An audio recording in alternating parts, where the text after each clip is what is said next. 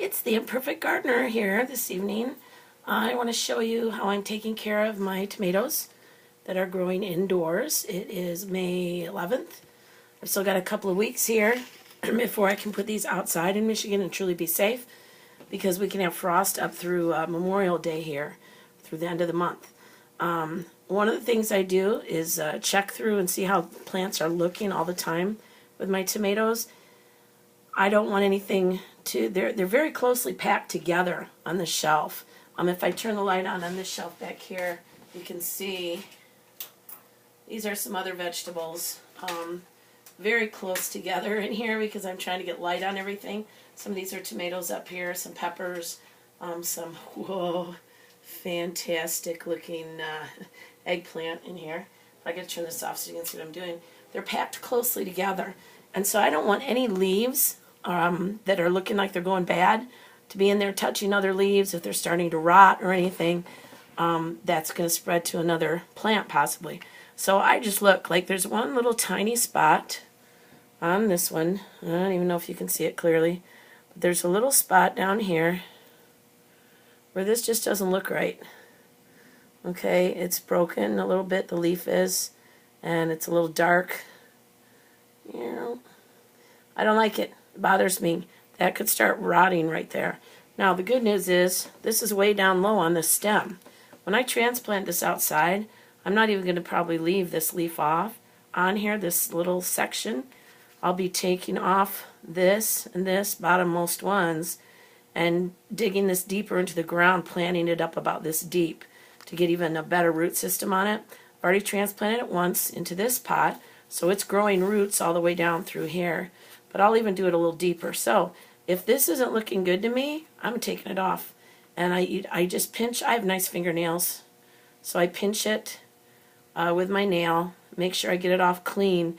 You don't want to tear upwards or downwards and pull anything off of this outside of your stem here and ruin the covering of it.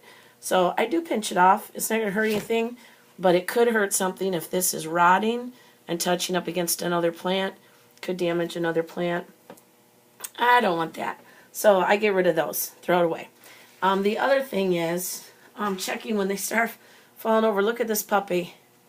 It's gotten really tall, partly because the way I had to put them on here, some of them didn't get tall and leggy at all until I had to put them over on a shelf with the light up higher, and the only way I could make it work with the lights a little bit away from them. Most of them seem fine with it, but boy, this one has gotten real tall, real fast. And even the ones that are growing perfect, I mean, they get tall and they start falling over. When they're outside, you have to put a stake in to stake them up. So I'm going to stake this one up inside so it doesn't fall over and die before it gets outside. So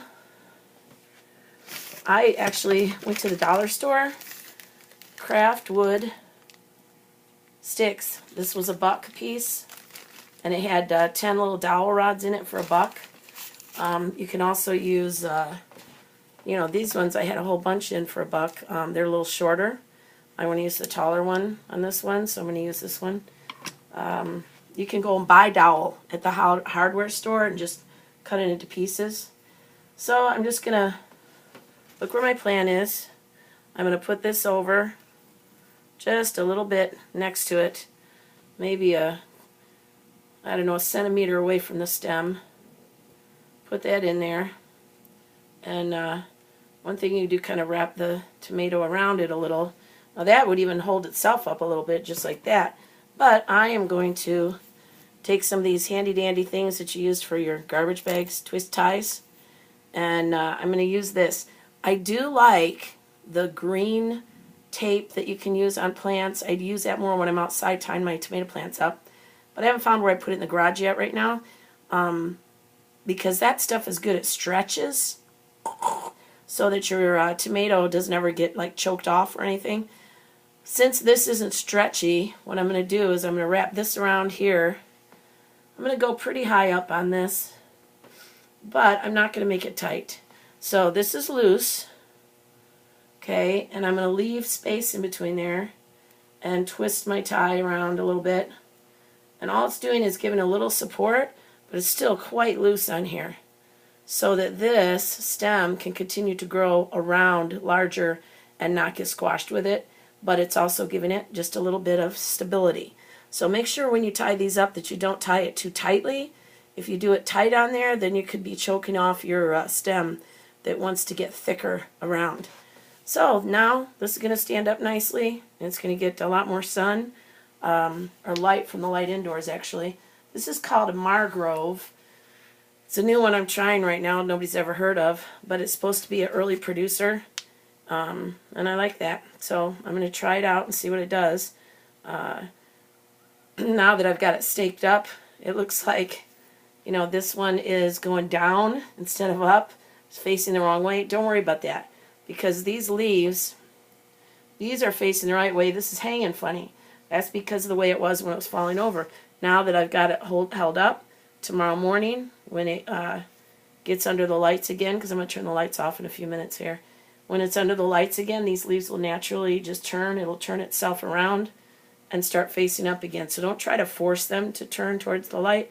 They'll just do it on their own. They're amazing. They know just what to do. And see where this side looks a little saggy over here? I need to check on that and say, wow, is that like broken right here? No break in it. So since it's not broken here at the stem, I'm guessing that I just didn't have enough water in here, and this little section wasn't getting enough water. So I am going to add more water, and since it was hanging down, I'm going to give it a day, see if this little droopy guy right here, see if he comes back to life. If he doesn't, I might have to pinch part of him off or take him off. But the little leaves up here at the top of this stem, of this branch, seem fine. The ones down here are quite droopy. But I'll check it again tomorrow and see if it has come back to fruition completely. And if not, then I can always take part of this one off. You can even pinch it off right here where the droopy part is and leave part of this on here, and it'll still grow things. So there it is. Stake them up so they don't fall down, and they will be happy little plants for you. Have fun gardening.